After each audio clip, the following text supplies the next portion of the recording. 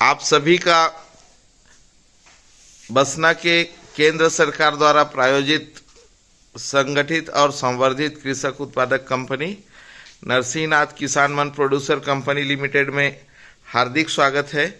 आज हम ग्राम बसना ब्लॉक में दूधीपाली गांव में हमारे उन्नतशील कृषक और हमेशा किसानों की भलाई के लिए सक्रिय रहने वाले कृषक सदस्य श्री प्रफुल्ल साहू जी के घर पर हैं। सबसे पहले हम प्रफुल्ल साहू जी का अभिवादन करते हैं और यहाँ पे हम मुख्य रूप से मशरूम उत्पादन प्रशिक्षण के लिए आए हुए हैं। मशरूम उत्पादन प्रशिक्षण को सबसे पहले चुनने का भी यही कारण है कि इसमें कम क्षेत्र में एक अच्छा लागत ले सकते हैं और जो हमारा कृषक उत्पादक कंपनी नरसिंहनाथ किसान मन प्रोड्यूसर को जो सरकार ने संगठित और संवर्धित किया है, इसका उद्देश्य भी यही है कि लघु और सीमांत कृषक, भूमिहीन कृषक, इनको कम पैसे में इनका जो जिंदगी का स्तर है वो कैसे उठाएं, उनके ज़िंदगी में आय की वृद्धि कैसे हो। इसी के लिए बिलासपुर सकरी से हमारे सब्जेक्ट मैटर स्पेशलिस्ट या कहें कृषि वैज्ञानिक श्री मनोहर लाल राजपूत सर आए हुए हैं। अब मनोहर लाल राजपूत सर का हम हमारी कृषक उत्पादक कंपनी की तरफ से अभिवादन करते हैं। सर, आपने अपना समय दिया है। इसी बीच आप सभी यहाँ पे आए हैं, हम सभी का अभिवादन करते हैं। हमारे बीओडी श्री प्रहलाद बारिक जी हैं और गांव के जुड़े हुए हमारे समस्त सदस्य कृषक, आप सभी का हम अभिवादन करते हैं। और इसी के साथ हम उम्मीद करते हैं कि सर का जो है सर जो जानकारी सिखाएंगे, मैं खुद भी राहुल सहारे यहाँ का कर्मचारी, हम सभी मिलकर एक अच्छा ज्ञान अर्जित करेंगे और आगे जो है इसका जो लाभ रहेगा इसको हम प्रत्यक्ष रूप से आने के लिए लोगों को आमंत्रित करेंगे। जो किन्हीं कारणवश नहीं आ पा रहे हैं उसको इस वीडियो के माध्यम से भी सर प्रसारित करेंगे। और मुझे लगता है कि शुरुआत 2-5 लोगों से ही सही, लेकिन जब लोगों को इसका लाभ वास्तविक रूप से दिखने लगेगा तो ज़्यादा से ज़्यादा लोग इससे जुड़ेंगे और जो एक बड़ा मिशन के साथ हम लोग काम कर रहे हैं उसको हम आगे तक ले जाएंगे। जब भी कोई बड़ा काम होता है तो छोटे से ही होता है। सर, मैं एक देखा हूँ सर, आज तक कि लोग बहुत जल्दी बड़े रईस बनने का सोचते हैं और उस चक्कर में अपने पैरों पे भी कुल्हाड़ी मारते हैं। तो ये मशरूम उत्पादन का काम ऐसा नहीं है कि 2 दिन में आप कोई जादू कर लोगे, लेकिन 2 दिन नहीं सर, लेकिन 5-6 महीने लगेगा, जादू जरूर होगा। तो आप लोग अगर एक अपने दिमाग में व्यापारिक सोच रखते हैं तो आप लोग देखते हो कोई भी बड़े व्यापारी हुए, चाहे अडानी हुआ या अंबानी, वो 2 दिन में बड़े बनने का कभी नहीं सोचे हैं।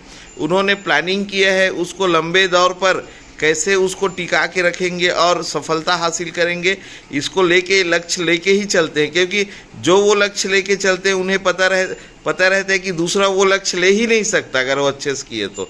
इसी प्रकार हमने भी सर का जो इतने साल का अनुभव है, अनुसंधान किए हैं और उनके द्वारा जो तकनीकी हम सीखेंगे तो सर हम बिल्कुल मानते हैं कि इस तकनीकी के साथ जब हम लंबे दिन के लिए काम करेंगे तो हमें चुनौती देने वाले कोई नहीं रहेंगे और एक अच्छा गुणवत्ता मिलेगा।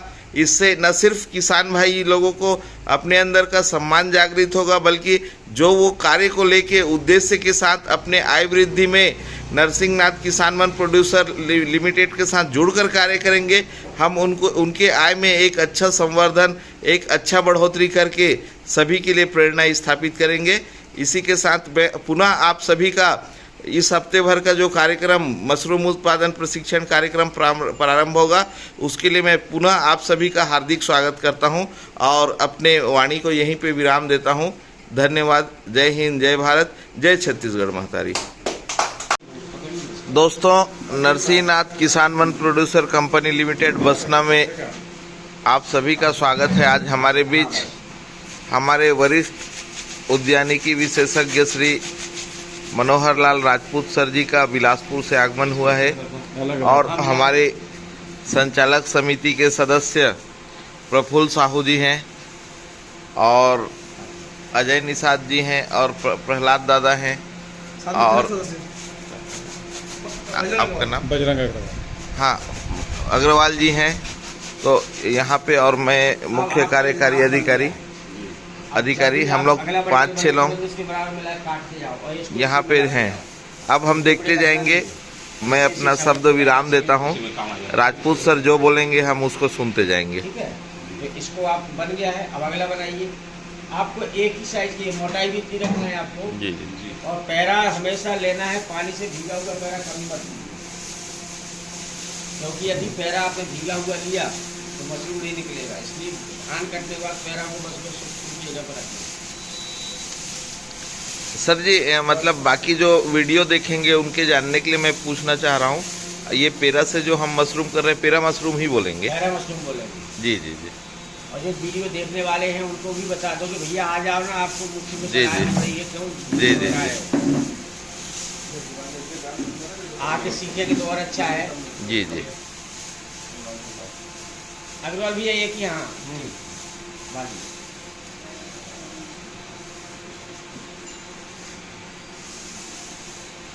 इनको लीजिए कर रहे हैं एक्टिविटी। राहुल जी वीडियो लंबा हो जाएगा, कट कर करके लीजिए। हाँ हाँ, बहुत लोगों को जो दूर से ये वीडियो देखने वाले हैं उनको लग रहा होगा कि इतना आसान है, तो ऐसा नहीं है। आपको हैंड्स ऑन ट्रेनिंग जब तक नहीं लोगे या खुद से करके नहीं देखोगे तो कुछ भी सही नहीं रहता है। इसके लिए हम तकनीकी सहायता लेते हैं, जो राजपूत सर हमें तकनीकी सहायता प्रदान कर रहे हैं। तो इसलिए आप लोग भी जो ज्ञान मिल रहा है उसका लाभ उठाएं। प्रशिक्षण के लिए स्थल पे खुद आएं। दूधीपाली में भी कार्यक्रम चल रहा है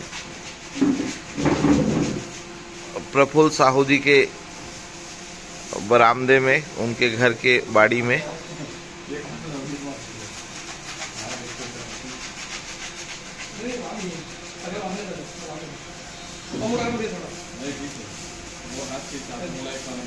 ये देखो इस तरह से पेरा को काट के बनाते जाया जा रहा है। बहुत सुंदर।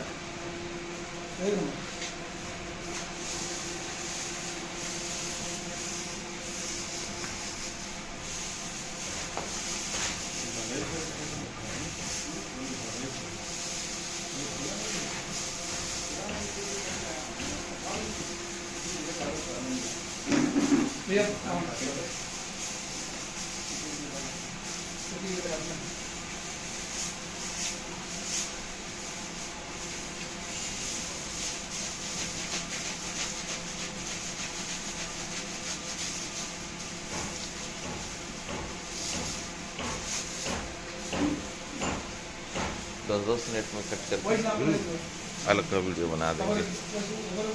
आधा मिनट में ऐड कर लेंगे, बाद में मर्ज कर दूंगा सर एक साथ 10-10 मिनट करके। बस हो गया, इसको कट करके इसके जरूर की। अब ये स्टेप चलेगा तो बंद करते हैं, फिर नए स्टेप में करेंगे हम। हाँ आप बता दीजिएगा नेक्स्ट स्टेप तो वैसा वाला, फिर अपन वीडियो बनाएंगे। आप सभी देख सकते हैं कि काम हमारा बहुत अच्छे से चालू है राजपूत सर के नेतृत्व में।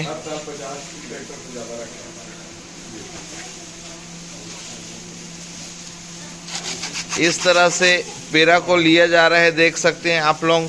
और बीच में एक रस्सी बांधने के बाद एक बीता जो बोलते हैं, या एक हाथ में ऐसा किनारे एक ऐसा ले रहे हैं और उतने ही साइज में राइट साइड में लेते हैं।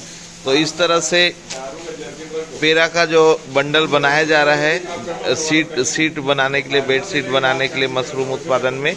अभी ये प्रारंभिक प्रक्रिया है और जैसे जैसे प्रक्रिया आगे बढ़ते जाएगी, आगे हम वीडियो आपको बताते जाएंगे।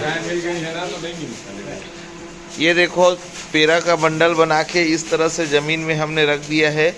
सर कुल 40 कितने ऐसे बंडल सर बता रहे हैं कि कुल 42 बंडल ऐसे बनेंगे।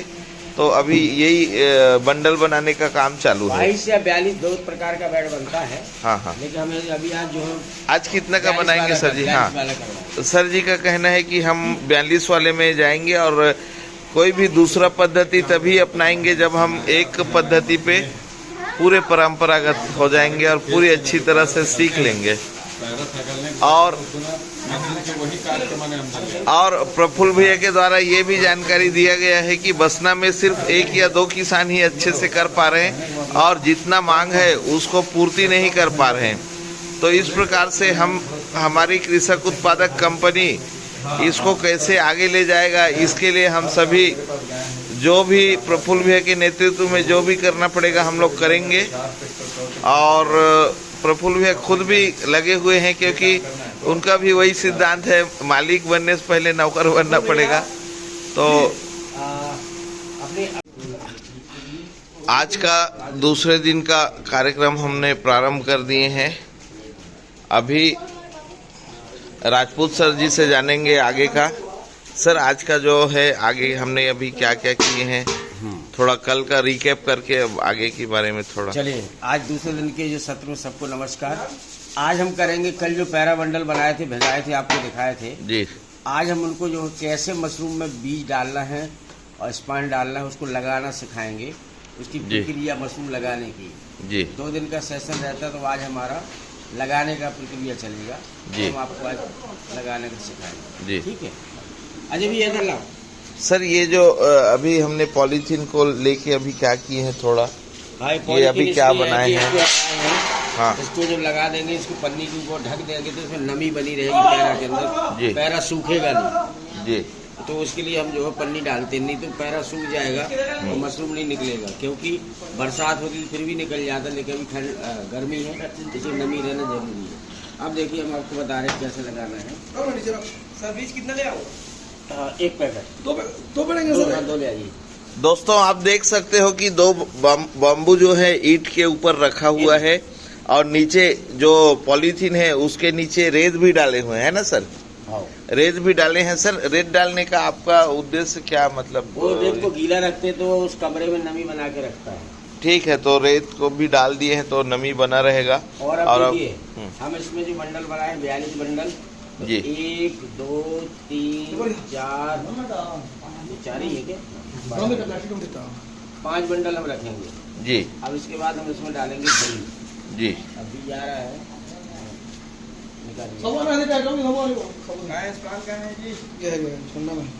खाली साफ है ना,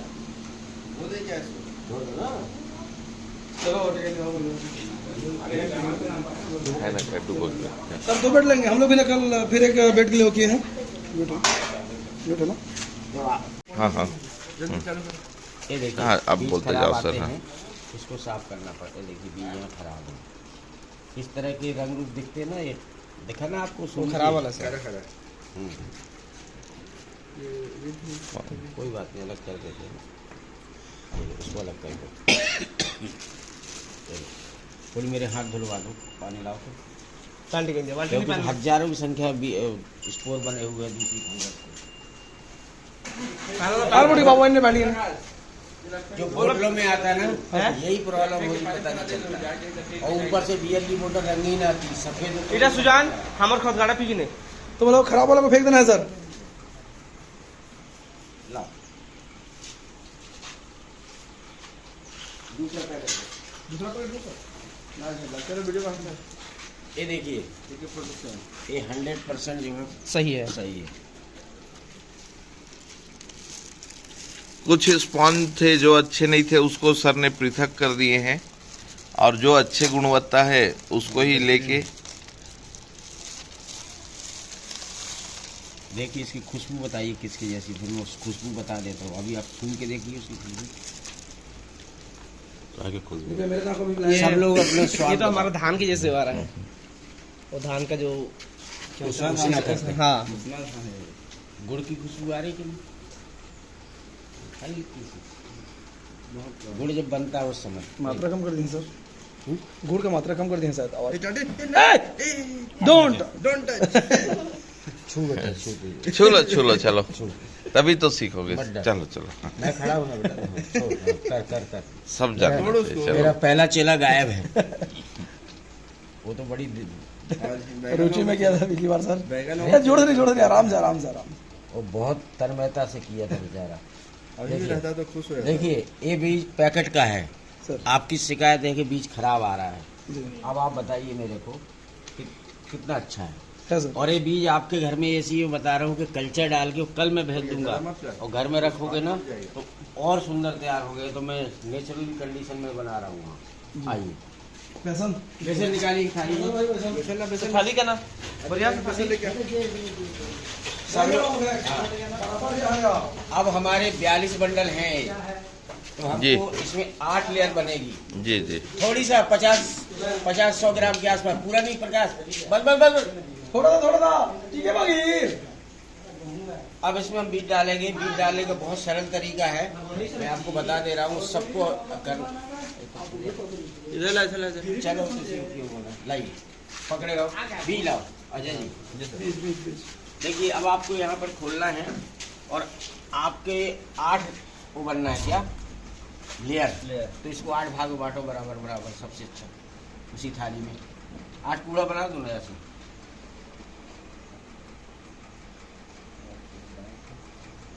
और थोड़ी बहुत आगे पीछे होगा, कुछ नहीं चलेगा। आपको इतना बीज लेना है, ठीक। जब आपको लगे बीज बच रहा तो ज़्यादा डाल दीजिए, ऐसा यहाँ रख दीजिए।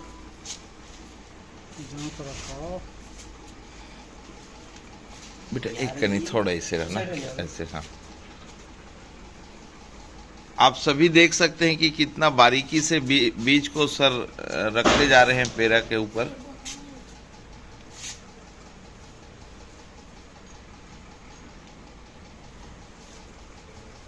मेरे बीज को पकड़ने की स्टाइल भी देखिएगा आप लोग ना। जी जी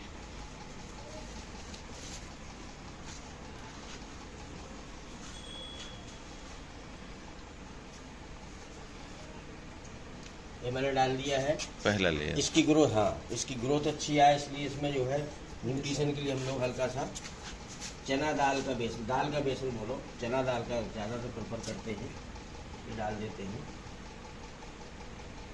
ये हो गया।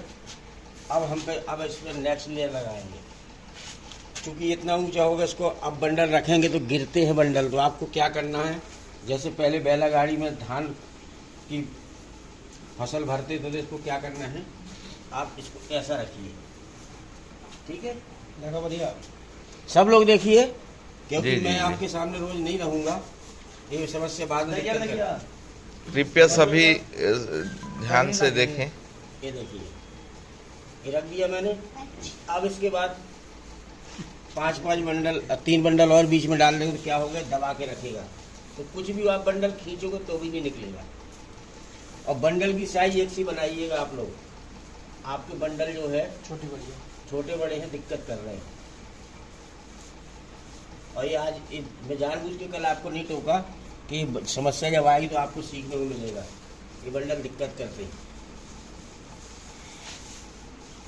एक लेयर हो गई, चलिए अजय भाई डालिए।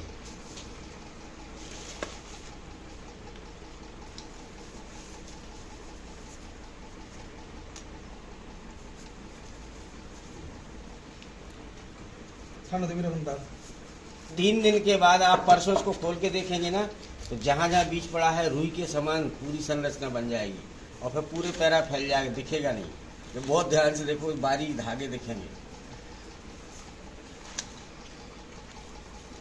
आखिरी लेयर तुम्हारी है। अभी 42 बंडल लगाते थे, कब 40 बंडल लगेंगे, 2 खोलेंगे, तो इसलिए बहुत सावधानी। बेसन कम प्रकाश, नहीं तो इल्ली हो जाती है। दबाओ इसको, नहीं तो ऊँट की पीढ़ी है। अच्छे दबाओ, अच्छे दबाओ, ऊंचा नहीं रहना चाहिए बीच में। चलिए सर स्पॉन का जो बीज है वो हम कम डाल रहे हैं और वो बेसन ज्यादा डाल रहे हैं, ऐसा तो नहीं है? पाउडर है इसलिए ज्यादा लग रहा है। ठीक है प्रकाश, एक लेयर बनाओ आप। सब लोग हर स्टेप पे इनकी नजर पर रखना है, कैसी बंडल रख रहे हैं। जी जी इसको वैसे देंगे सर। अजय भाई बाहर निकालो। सीधा पैर निकलता है देखो। हाँ ठीक। अब रखो 3 बंडल बीच में। हमारे में मोबाइल देखो बैठता। बहुत अच्छा। बीज डालो, देखो, बीज डालो। किसी के मन में जरा भी क्वेश्चन, तुरंत क्वेश्चन करिए मेरे से। सर जो एक जो लाइन है उसमें कितने जगह डाल रहे हैं? 3 जगह, 2 जगह, एक लेफ्ट में एक राइट में बस। देखिए मैं पेपर में छोड़ रहा हूँ प्रकाश और अजय। पेरा का जो बंडल है उसको 2 जगह हम लोग स्पॉन डाल रहे हैं, एक दाएं में एक, बाएं में, और बाकी जो है बेसन पाउडर डाल रहे हैं सर। अजय भाई आखिरी में इतने बीज लेके ना दाना ऐसे छिड़क देना इसके ऊपर बीच में सर थोड़ी सी दाना लेके छिड़क दो ऐसे ऊपर से थोड़ा, और बेसन सिर्फ वहीं डालना जहाँ आपने बीज डाला है। बेसन ज्यादा वैसे इडली आता है वो नहीं ज्यादा डाल दो तो हाँ हो गया। अगले अगले आइए सर। अब ये कॉपी करेंगे, अब वीडियो बंद करते हैं, फिर नेक्स्ट स्टेप पे जाएंगे।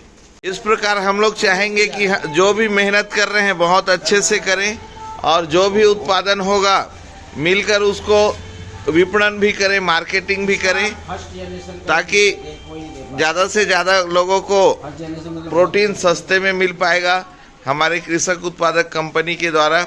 और जैसे उत्पादन बढ़ेगा ज़्यादा तो मार्केटिंग भी आसानी होगा। सब कोई मिल के संगठित होकर कार्य करेंगे, ताकि एक साथ संगठित होकर कार्य करेंगे तो मार्केटिंग करने में किसी को कोई तकलीफ नहीं आएगा। और इसी बीच हम हमारे वरिष्ठ कृषक सदस्य श्री प्रफुल्ल दादा से बात करेंगे कि प्रफुल्ल दादा आपको किस तरह से प्रेरणा मिला कि हम लोग इसको आगे लेके जाए कार्यक्रम को। मैं तो एक से शुरुआत से ही कृषि अवशेष जलाने के खिलाफ हूँ, तथा उससे कुछ बन जाए जिससे हम लोग का आय भी बढ़ जाए और पर्यावरण के प्रति भी हम लोग का जिम्मेदारी, जो पर्यावरण प्रदूषण हो रहा है आग लगा के पैरा को, उसका उपयोग हो जाए। इसी के लिए मैं पिछले साल से इसमें सोच रहा हूँ इसके बारे में। मतलब प्रफुल्ल भैया का बहुत अच्छा सोच है, पैरा को न जलाया जाए, उसके बदले इसको जो है मशरूम उत्पादन में काम आए, और बाद में जो बच जाता है पेरा, राजपूत सर ने वो भी बताया है कि वो मशरूम को खाद बनाने के लिए भी काम आएगा। तो मतलब सभी बहुत अच्छा फायदा होगा। तो इस प्रकार से हाँ, आम की आम गुठलियों के दाम 100 बात का एक बात, मतलब 100 सुनार की एक लुहार की। इस तरह से प्रफुल्ल भैया ने एक ही शब्द में पूरा शब्द बयां कर दिए। हाँ, घर घर में मशरूम उगाओ, क्या बोला? घर घर में मशरूम उगाओ, कचरा से कंचन उपजाओ। जी जी, बहुत खूब सर। जिस पैरा को कचरा समझ के जला देते हैं जी, 1 एकड़ के पैरा से 1 तोला सोना खरीदा जा सकता है मशरूम। जी जी जी सर, ये मेरा दावा है सर। हम प्रयत्न करेंगे कि कम से कम हमारे किसान किलो का 300 कम से कम आय लें। न्यूनतम जो है 400 रुपये चलता मार्केट, लेकिन जब होलसेल में लेंगे तो थोड़ा अपन लागत का 100% तो लेना ही है। जी जी, अभी मैं इनसे लागत निकलवाऊंगा। जी जी, ठीक जी जी। इसके बाद उससे रेट तय कराऊंगा कि 100% में कितने बेचना चाहिए कम से कम। सबसे बड़ा चीज ये है कि जो ओडिशा से आता है मशरूम, वो आप खाएंगे, और जो हम उत्पादन करेंगे, दोनों में जो स्वाद रहेगा उसका अंतर देखने के बाद बिल्कुल सर हाँ, एक बहुत अच्छा मार्केटिंग और रेट मिलेगा। तो मुझे लगता है जो भी हमारे किसान सदस्य यहाँ पे जुड़कर काम कर रहे हैं तो वे लाभान्वित होंगे। और सबसे बड़ी बात है, अजय भी अभी बहुत रुचि लेके समय दे रहे हैं। अजय भी आपका क्या कहना है? बहुत सुंदर है। मेरे को लगता है कि इस संबंध में सभी कृषकों को करना ही चाहिए, क्योंकि कृषि प्रधान हमारा क्षेत्र है, और साथ ही साथ बहुत सारे किसान ऐसे हैं जो पैरा को फेंक देते हैं और उससे कुछ आय नहीं बना पाते हैं। ठीक है, तो पैरा मशरूम का उत्पादन करके वो एक अच्छा आय का स्रोत बना सकते हैं। बस मैं यही कहना चाहता हूँ। धन्यवाद अजय भैया। अभी हम अग्रवाल साहब जो है पूरी निष्ठा से, पूरे ईमानदारी से अपना टीम को लीड कर रहे हैं। उनका हम वीडियो देख रहे हैं। पूरा जो है अग्रवाल साहब, आप जो बेड है ये पेरा है, पेरा के बंडल कितने आप ले रहे हैं? 22 की 42 का 42 के ले रहे हैं। एक 42 के बेड हमने तैयार कर चुके हैं, जिसमें स्पॉन और बेसन का पाउडर लगा चुके हैं, जो कुछ दिन में अंकुरित होकर दिखने लगेगा उसका रिजल्ट। और ये दूसरा बेड अग्रवाल साहब के नेतृत्व में लगा रहे हैं। और ये दोनों बेड जब लग जाएगा तो दूसरा बेड जो अभी अग्रवाल साहब लगा रहे हैं उसका फर्स्ट बेड से तुलना करेंगे, उससे हम समझ पाएंगे कि हम कितने अच्छे परफेक्शन के साथ काम किए हैं। ले बढ़िया। ठीक है। और देखो दोनों इसके अलावा और किन्हीं को कुछ बोलना है तो खत्म करें फिर। हाँ। बारिक साहब आपका क्या मैं कहना तो है भाई, पहली फिर बार आया हूँ खत्म ट्रेनिंग करेंगे। में और देखते हैं कैसे सफलता है क्या है, समझ में आएगा तो फिर चालू करेंगे ये। हम सभी देख सकते हैं कि 2 बेड तैयार हो चुका है मशरूम का और इसको पॉलीथीन में पूरी तरह से ढक दिए हैं। अब आगे क्या करना है अग्रवाल साहब जो है उनके नेतृत्व में काम चलेगा और तकनीक रूप से राजपूत सर आगे की जानकारी देंगे। मैं एक फोरकास्ट कर रहा हूँ। आज तारीख कितना हो गया? 23। जी सर। आज से 14 दिन गिनते हैं तो कौन सी तारीख आती? 7 तारीख। 7 तारीख से 10 तारीख के बीच में फोरकास्टिंग है कि इन दोनों बेड में मशरूम निकल जाएगा। जी सर। कब? 7 तारीख। 14 से 16 दिन होंगे तो इसमें मशरूम निकल जाएगा। अब इसको आपको रोज सवेरे प्रफुल्ल भाई या प्रकाश जी या सभी हमारे प्रशिक्षु लोग सवेरे रोज ये पन्नी को ढक दिए, हवा कहीं से नहीं जा रही है, इसको रोज सवेरे 10 मिनट खोल देना है। अगर पैरा की नमी कम होगी तो पानी छिड़क दीजिए और फिर उसको ऐसा ढक देना है। रोज ये काम आपको करना है। क्यों?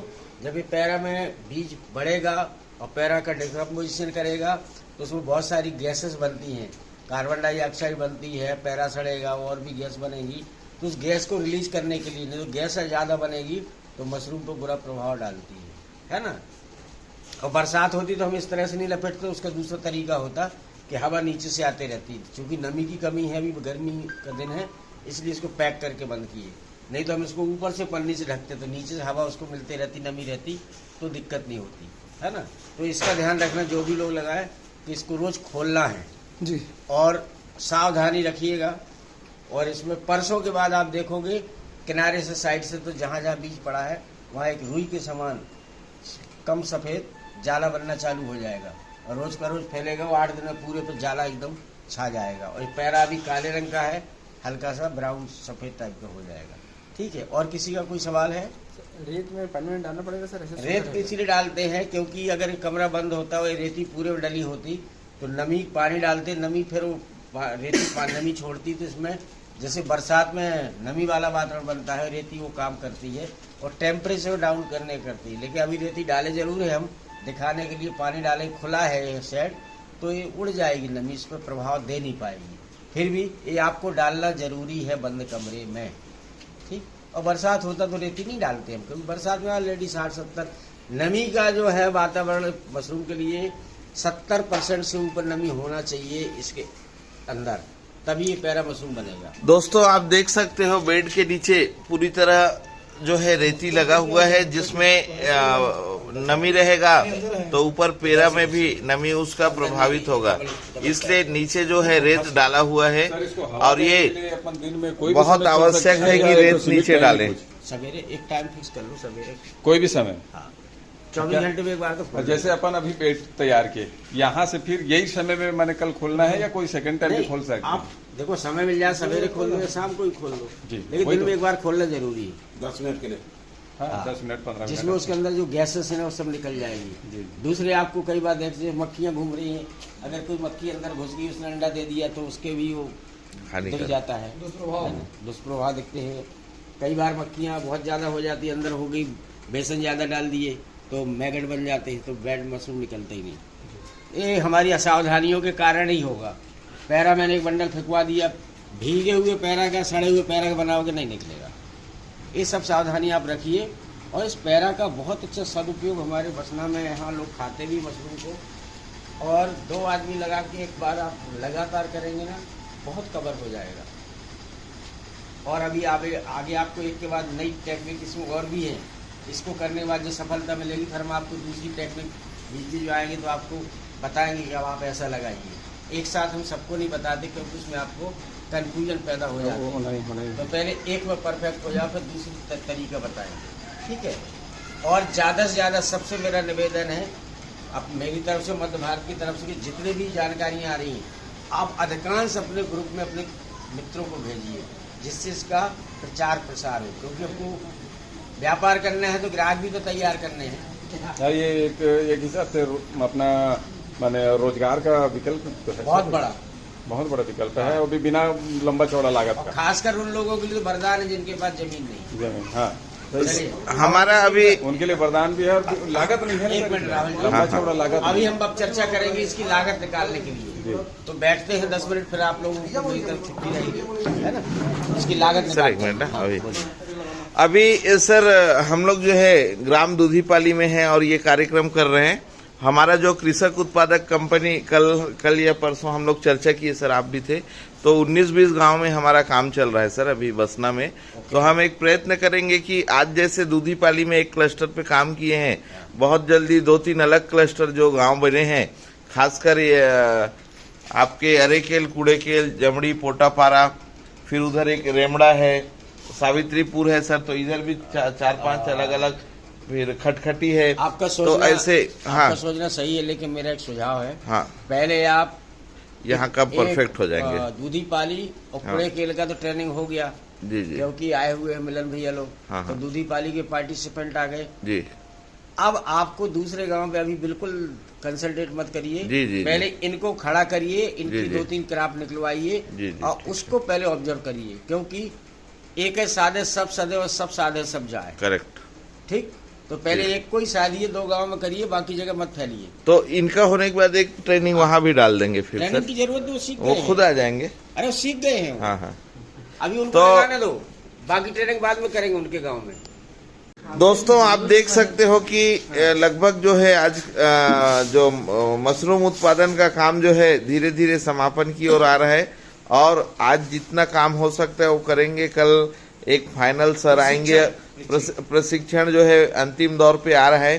कल सर आएंगे, लेकिन वो पूरे दिन हमारे साथ एक एक चीज बताएंगे नहीं, जो हमारे से काम हुआ है अभी तक उसका अनुसार उसको हमारा देखेंगे, और कुछ सुधार की गुंजाइश होगी उनके जाने के बाद तो वो हमें अवगत कराएंगे। उससे ज़्यादा और कुछ रहने वाला नहीं है। प्रथम जो बेड है वो तैयार हो चुका है, दूसरा भी लग चुका है। प्रथम में आज हमने जब देखे तो फंगस जो है, ये देख सकते हो कि सफ़ेद सफ़ेद जो है फंगस का उगाव जो है वो चालू हो गया है। और कल भी सर ने हमें बताए हैं कि लगभग 14-15 दिन के बाद एक अच्छा ग्रोथ या अच्छा विकास देखने को आएगा। और इसी बीच जैसा कल सर ने हमें बताए थे कि 15-20 मिनट के लिए जो ये पॉलीथीन है उसको खुला रखना है ताकि हवा उनको मिले और उनमें विकास अच्छा हो। तो यही काम हम कर रहे हैं। और उसके साथ ही हमें एक ये समय मिल जाता है कि लकड़ी का जो बेस है, जो आधार बनाए हैं, हाँ, लकड़ी का जो फ्रेम बनाए हैं उसके ऊपर अगला बेड बना सकते हैं। तो हाँ, और ये बना भी रहे हैं प्रफुल्ल भैया। तो इस प्रकार से सभी काम एक साथ होते जा रहा है। और सर ने कल ये भी बताए हैं कि रोज कम से कम 1-2 बेड बनते रहना चाहिए ताकि आर्थिक लाभ मिल सके।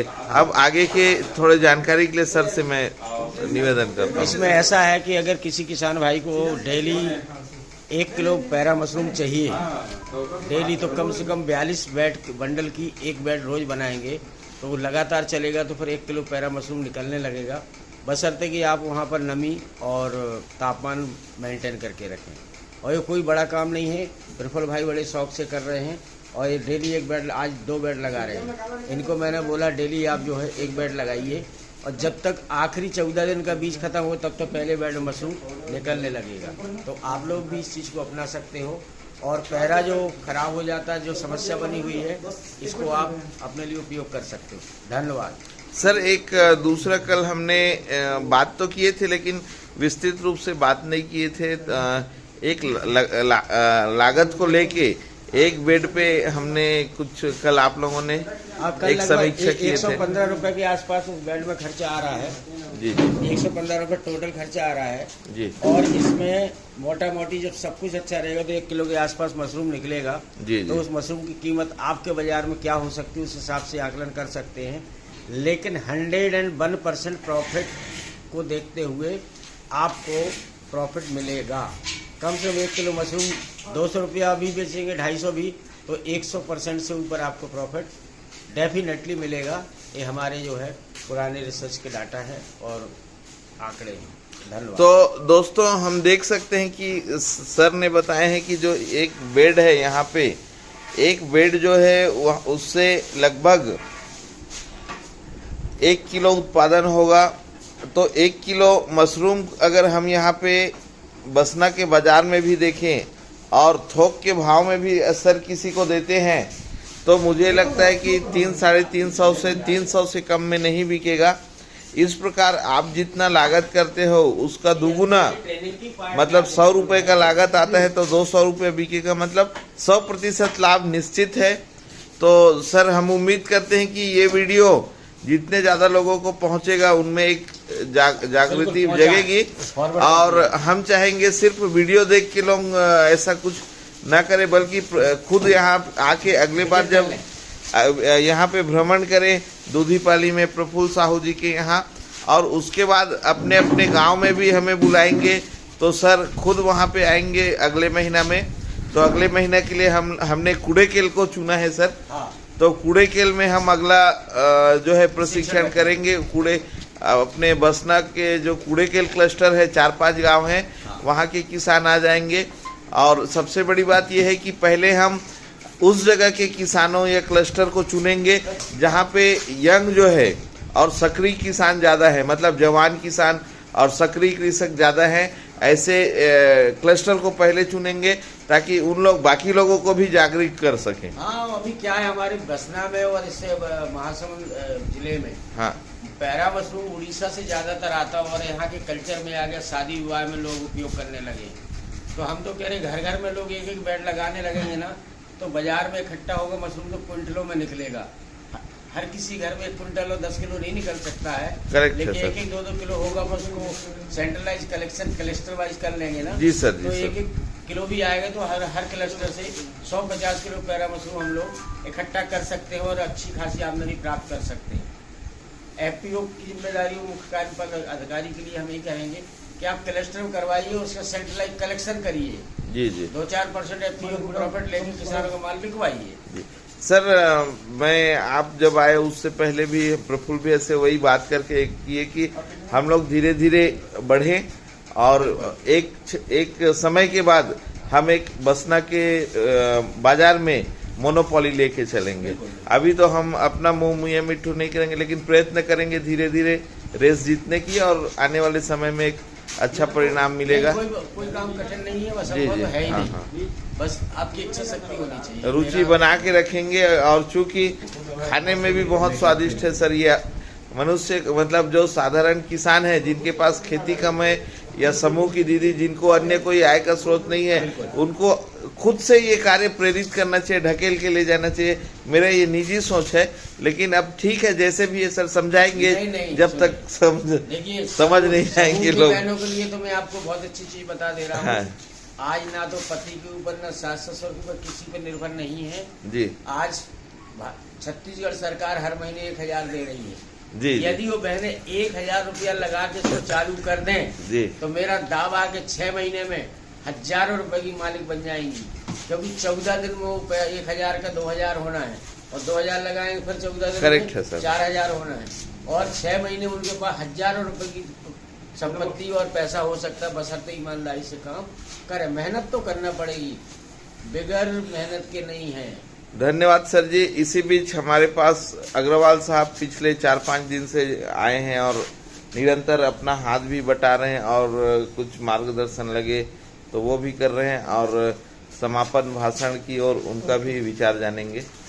अग्रवाल साहब, आपका पिछले 4-5 दिनों से जो जुड़े हैं, 2 शब्द थोड़ा, बाकी जो श्रोता रहेंगे उनको किस तरह से आप अपना विचार रखेंगे?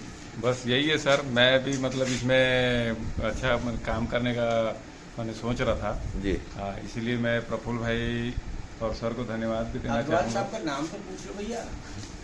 अग्रवाल साहब नाम भी बोल दीजिए थोड़ा, हमें तो खैर बड़ा नहीं मतलब बड़े हैं तो डायरेक्ट नहीं आता, लेकिन हाँ, मेरा नाम बजरंग अग्रवाल है। जी, मेरे को बंटी के नाम से ज्यादा जानते हैं। जी जी जी, बंटी बजरंग अग्रवाल जी। जी जी जी। ग्राम आपका यही? हाँ, ग्राम दूधीपाली है। दोस्तों, आप लोग अगर बहुत से लोग ये वीडियो देख रहे होंगे तो मैं आप लोगों को निवेदन करता हूं कि आप लोग ये मत सोचना है किन्हीं को भी कि ये ज्यादा उत्पादन ले रहा है, मैं कम उत्पादन ले रहा हूं, ये ज्यादा अच्छा वो अच्छा। वास्तव में मशरूम एक ऐसा विस्तृत क्षेत्र है जहां आप कितना भी उत्पादन करोगे तो कम ही रहेंगे। ये एक समुद्र की तरह है, यहाँ पे जितना ज्यादा मंथन करोगे उतना ज्यादा रत्न प्राप्त होगा। तो इसे कोई प्रतिस्पर्धा, कोई द्वेष ऐसा कुछ भी न ले। आप लोग सभी अच्छे से कार्य करें। और प्रफुल्ल भैया जो कि अपने खेती के कार्य से बहुत व्यस्त रहते हैं, अपने आप में संपन्न है सभी दृष्टिकोण से, तो भी वो रुचि लेके काम कर रहे हैं। तो रुचि से काम कर रहे हैं, तो इसलिए आप लोग भी ऐसा मत सोचो कि वो बहुत अच्छा कर रहे हैं, मैं नहीं कर सकता या मैं ही सबसे ज़्यादा करूं। आप अच्छे करोगे तो शुभकामनाएं हैं, लेकिन हमें कभी ये नहीं सोचना है मैं सब कुछ कर लूँगा। तो हम लोग मिल के करेंगे। प्रफुल्ल भैया का, अजय भैया का और प्रहलाद दादा का हम एक साथ राय जानेंगे बारी बारी से। और सर का मतलब आज के वीडियो को फिर एक ख़त्म करेंगे। हाँ। मेरे को लगता है इतना जानकारी बहुत हो गया है, और सभी वीडियो अभी तक जो बना है उसको मैं एक साथ जोड़ के यूट्यूब या कहीं पे लोड कर दूंगा सभी। तो प्रहलाद दादा, अब चूंकि हमारा कार्यक्रम, अब प्रशिक्षण कार्यक्रम समापन की ओर है धीरे धीरे, तो आपका नाम प्रहलाद बारिक, ग्राम धुधीपाली, छोटा सा किसान हूँ जी। मेहनत करें, सफलता तो मिलेगी ही मिलेगी। जी जी जी। प्रफुल्ल भैया, जो आपने इतना रुचि लेके आगे बढ़ाने के लिए चेष्टा किए हैं, थोड़ा दो शब्द। मैं तो शुरू से ही मतलब पराली के जलाने के खिलाफ हूँ। जी जी जी। तो वही जो पराली बच जाता है, क्योंकि हमारा महासमुंद जिला धान लगता है, प्राथमिकता धान को देते हैं और उसके पराली को जला देते हैं, जिससे प्रदूषण तो होता ही है। तो प्रदूषण को रोकने का काम भी हो जाएगा और हमारा आय भी बढ़ जाएगा। इसलिए हम मशरूम उत्पादन की ओर हम लोग जा रहे हैं।